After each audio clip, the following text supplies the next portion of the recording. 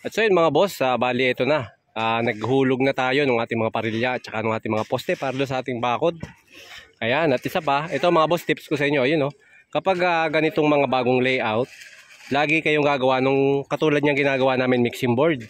Ayan, so napakaalwan kapag meron tayong ganitong mixing board kasi yung pagbubuhos natin napabilis. Ang kagandahan pa dito, pag may mixing board tayo, pwede nating ilipat yan kung saan tayo magbubuhos para nakatutok yung halo, di ba?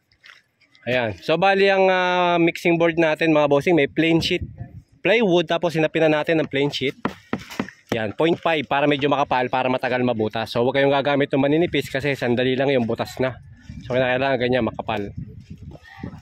Diyan, dito naman kami. Kasama ko si Nathan at saka si GR from far away from Palawan.